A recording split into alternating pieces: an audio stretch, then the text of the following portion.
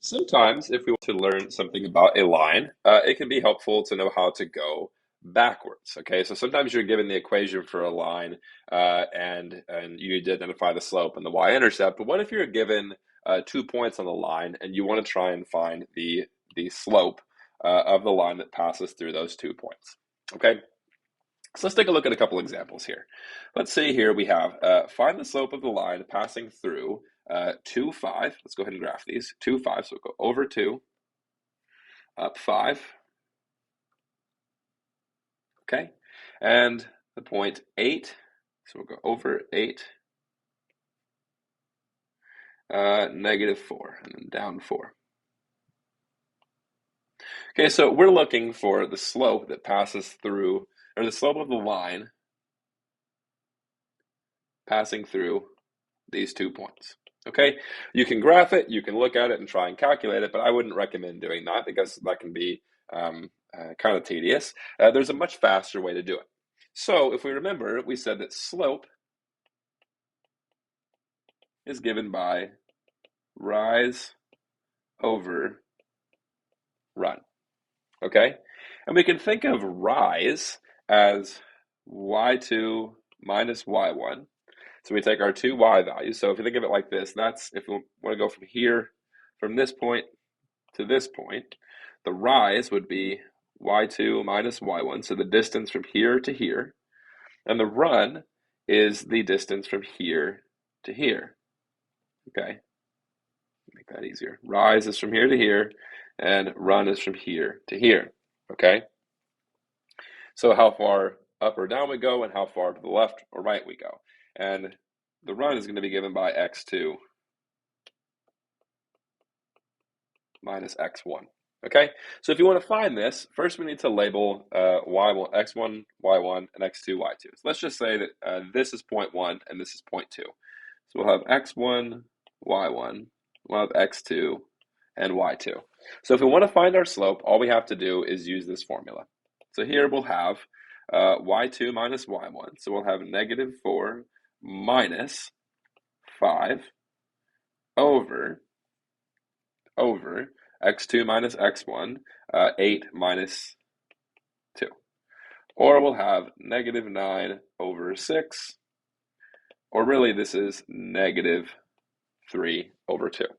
Okay, so we'll go down 3 to the right 2. So let's see if we follow that pattern, let's see if we end up getting to this particular point. So if we go down 3 to the right 2, okay, a point here, we go down 3 to the right 2. Yeah, we're looking good so far. And we go down 3 to the right 2, and yes, we do get to that point. Okay, so our slope is given by -3 over 2. All right, so let's see if we can find the slope of the line passing through 6, -9. So let's go over 6. 2, 4, yeah, 2, 6, -9. 1, 2, 4, 5, 6, 7, 8, 9. Okay. And then we have through the point 1, -4. And we want to find the slope of this line. Okay, not a perfect line, but you get the idea. Okay, let's see if we can do that.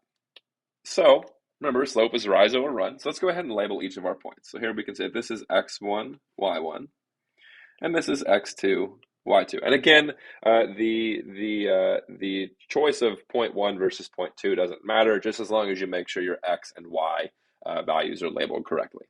Okay. So you could have easily made this point 1 and this point 2, and you should get the same result. But we'll just go in order here and make it easy. So our slope is given by y2 minus y1, or our rise, over x2 minus x1. Okay? Or we have -4 minus a -9 over, looks like we have 1 minus 6. Okay? So here we have -4 minus a -9, that's -4 plus 9, or just 5. And here we have 1 minus 6, that's -5. Or this is going to be -1. So let's see if this works. So we're going to go we can go down one to the right one. So down one, right one, down one, right one, down one, right one, and there we go.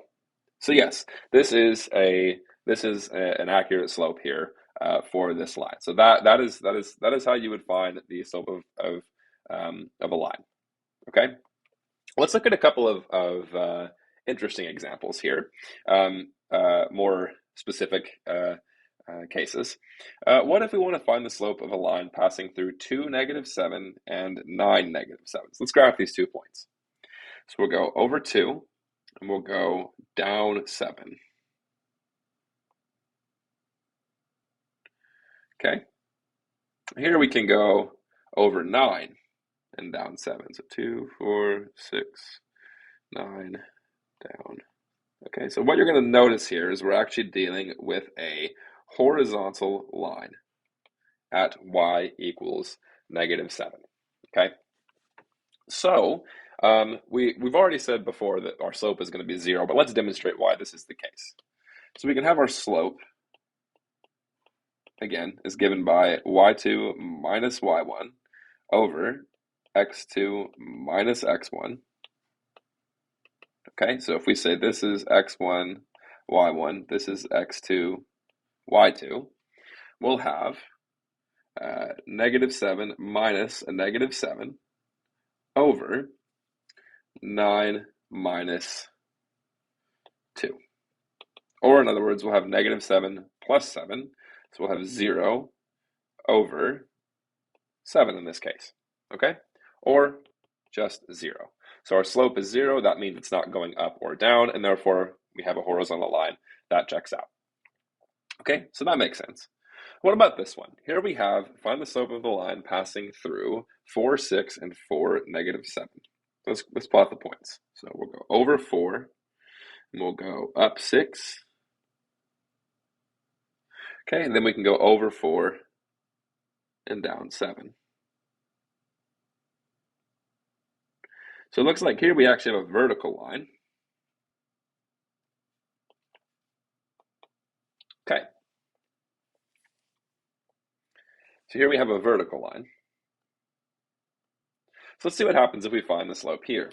So we'll have, let's say this is x1, y1, x2, y2. Okay, so we're going to have y2 minus y1 over x2 minus x1 will be -7 minus 6 over 4 minus 4. So -7 minus 6, that's going to be -13 over -4 minus 4, that's 0. We can't do that. Okay, and because we can't do that, that means that this is, can't even write today, undefined. There we go. The slope is undefined. So anytime we have a vertical line like this, we say that the slope is undefined because that would require that we divide by 0. It's something we can't do. So we say the slope is undefined. It's not 0. Don't fall for that trick. It's not 0. The slope is specifically undefined. We can't divide by 0. So again, undefined.